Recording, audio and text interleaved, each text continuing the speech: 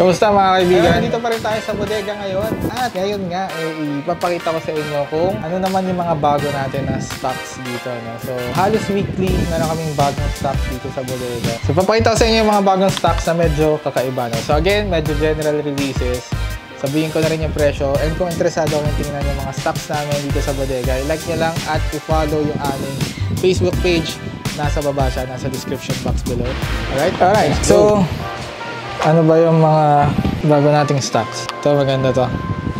Una natin ipakita itong Nike Air Max 90G NRG. Actually, nakalimutan ko yung ano nito. Yung tawag dito sa pair na to, pero sobrang ganda ng details niya. Golf siya eh, hindi ako nagkakamali. Okay. So, pang golf, pero ang ganda ng details as you can see guys. So, meron tayo dito na parang hindi naman siya elephant print eh. Pero as you can see here, ang ganda ng texture. So parang patent leather na nag-bro-bronze, na nag-gold, na nagre-red. Yan o, kumikintab-kintab. Tingnan nyo naman yung swoosh mga kaibigan, di ba? Ang ganda ng swoosh.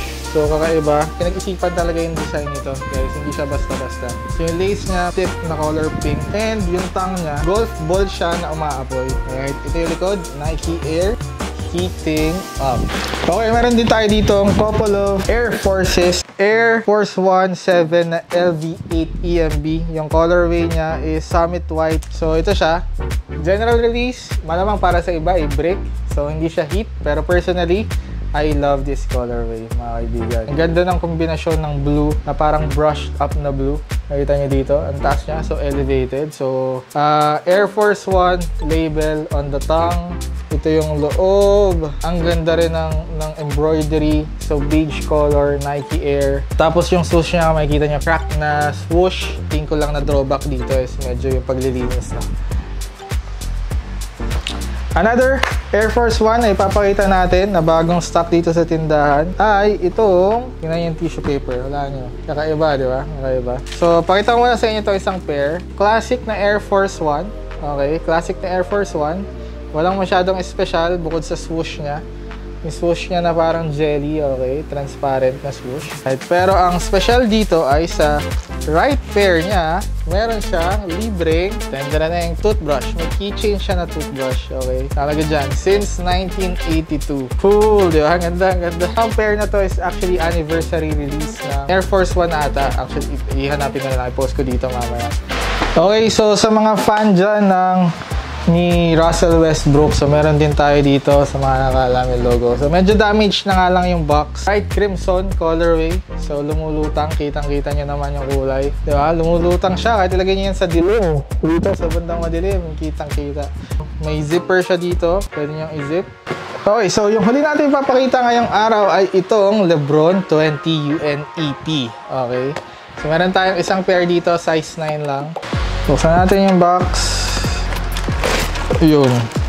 Ito na yung box natin. As you can see, yung tissue box niya, yung tissue paper niya sa loob. May details. Hindi ko alam kung nabibigyan ng hustisya sa camera, no? Pero, so, nandito yung mga syudad niya, no? Ni LeBron. The Land, Akron. Diba? So, nandito. And yung actual pair niya is ito. Ito yung nakuha natin na colorway. Pero ito yung isa sa mga pairs na pumukaw ng ating mata. At may ganito pala siya. Okay, may card. May card na kasama. And nandito yung technology na ginamit. No? Push loan, air zoom, carbon fiber, Nike Air. Okay, so nandito yung mga technology na ginamit dito sa sapatos na to. So talagang pinag-aksayahan ng panahon. Hindi naman sa pinag-aksayahan, pero pinagtuunan nila ng panahon yung pag-design dito sa pair na to. Kunin din natin yung kabilang pair. Oh, medyo parang lifestyle siya. Pero feeling ko pwede rin itong pang laro eh. Sa tongue area niya, makikita nyo meron ditong pirma ni LeBron, may yung 20XX, yung lace niya dito may X din, and yung lace lock niya makikita nyo ganda. 20. Ganda. Double swoosh, katulad ng ambush na swoosh dito, yung lumalagpas ng onte. Meron siyang button dito, ang sabi ay uninterrupted. Ang galing. Diba? Uninterrupted. Uninterrupted. swoosh, clear na swoosh. Meron siyang background na may pattern na swoosh. Ang ganda ng material. Mesh dito, then parang smooth yung swoosh niya dito. Kaibigan. Tapos yung 20 rin, may stitching din siya dito na 20. Okay. And overall, really great shoe. Pero tingin ko ang pinakamalupit dito. Sole niya, no? Parang may varnishing ng onte. Ang ganda. Sail colorway na may varnishing. Parang may natural yellowing, kumbaga. Makikita nyo. Ang ganda. So sa sole nakalagay, ang ganda naman ito. Speak truth. Sabi ka daw ng katotohanan. Yan, di ba? Ang ganda, ang galing ito. Ang ganda ng konsepto nitong sapatos na to. So, isa na namang vlog, isa na namang video ang ating natapos mga kaibigan. Ayun nga, so kung gusto nyo subaybayan yung progress ng ating tindahan, huwag nyo kalimutang i-like yung ating Facebook page, mag-subscribe dito sa ating channel, and abangan nyo. Siguro yung next content natin, i-focus naman natin more on the business side of things. No? Paano mag-start ng sariling sneaker business, gaano ba siya kahirap, ano yung mga natutunan namin sa journey namin, and also try namin yan lahat i-share. Hanggang dito na lang muna ulit mga kaibigan. Paki-like ng video, mag-comment ka na rin. May natipuhan ba kayo sa mga pinakita natin na pairs, and ano yung gusto nyo na ipakita natin sa inyo susunod, no? Sa mga susunod natin na kabanata. And ayun, maraming salamat ulit sa panonood. Thank you and God bless.